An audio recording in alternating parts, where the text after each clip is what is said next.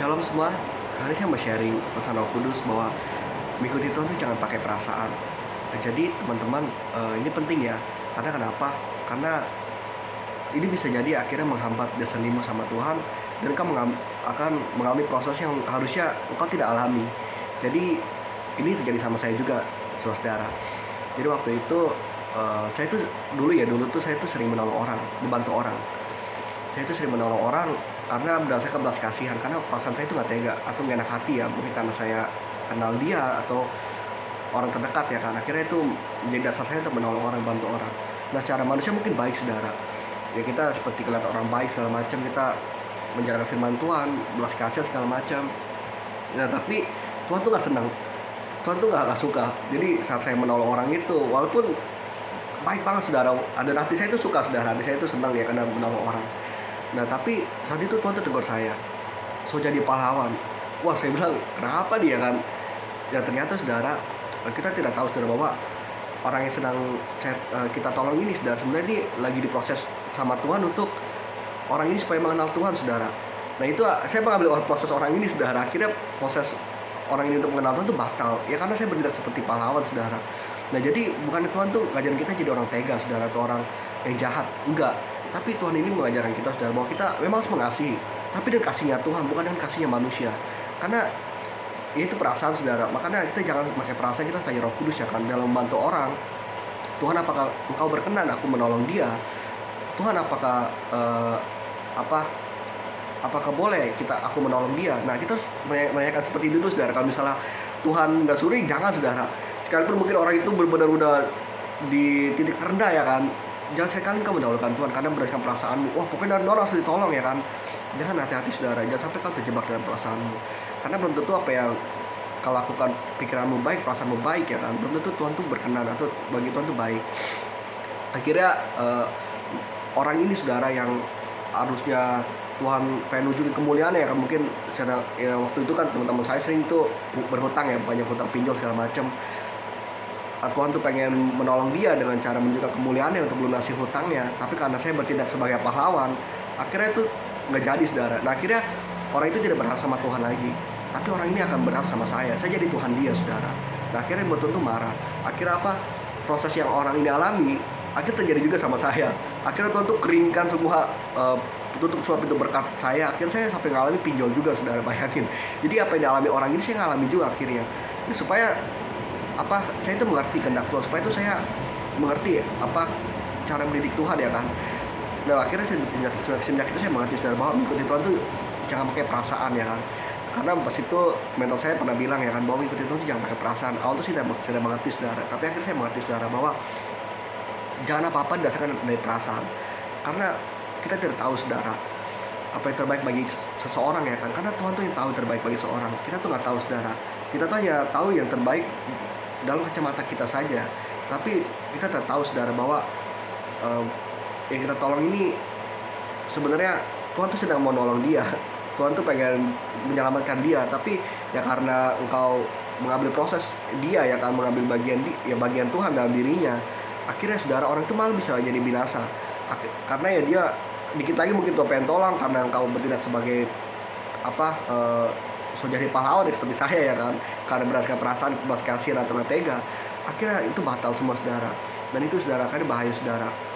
Nah, makanya Tuhan tuh pernah tegur saya satu ayat jadi ada kisah di mana di Kota Beersheba ya. Jadi ada seorang pria 38 tahun, dia lumpuh, tidak bisa berjalan. Dia pokoknya menanti guncangan air itu supaya dia sembuh, tapi kan akhirnya kedahuluan orang ya kan. Nah, waktu itu ya saya, kalau misalnya saya bilang, Tuhan, kalau saya di posisi itu ya Tuhan Yesus, saya akan sembuhkan semua orang situ ya kan. Tapi kita tahu bahwa Tuhan tuh hanya menyembuhkan satu orang, yaitu orang itu, saudara.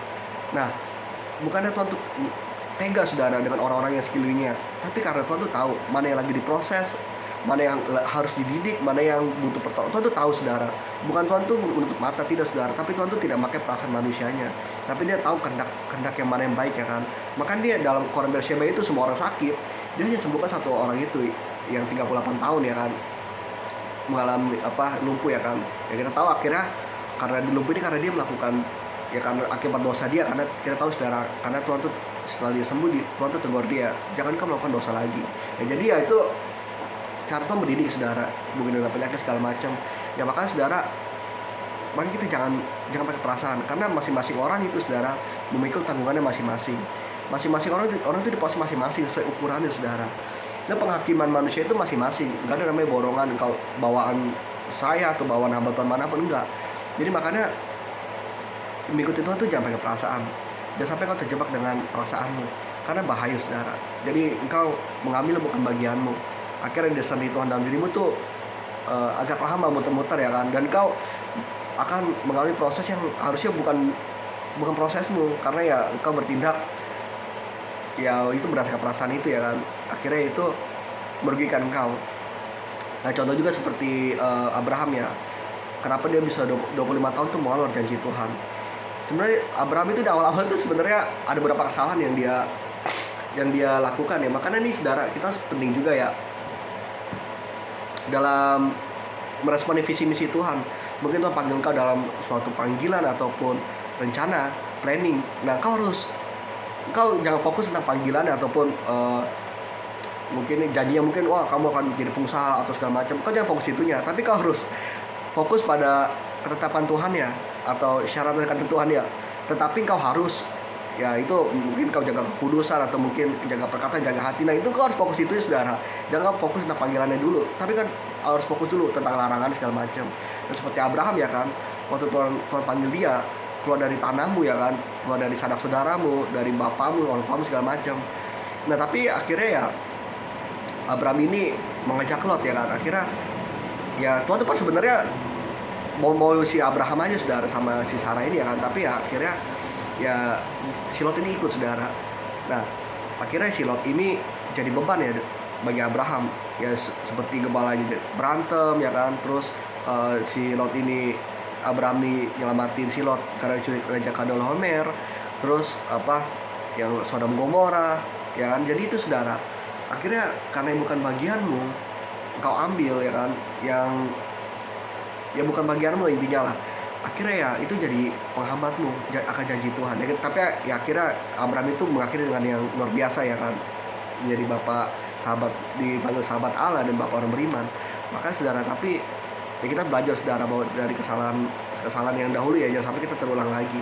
Jangan sampai karena berdasarkan perasaan ini kau mengambil bagian bukan bagian engkau. Akhirnya membuat Tuhan itu tidak berkenan, Tuhan tuh marah dan membuat desanimu itu jadi terhambat, tertunda dan jadi melar ya kan. Dan ya itu akhirnya kamu mengalami proses yang harusnya kamu nggak alami ya, karena kamu yang itu melakukan segala sesuatu tidak berdasarkan kehendak Tuhan, yaitu saudara. Jadi itu poinnya kenapa ikut Tuhan, jangan dengan pakai perasaan. Itu saja saudara. Tuhan Yesus memberkati.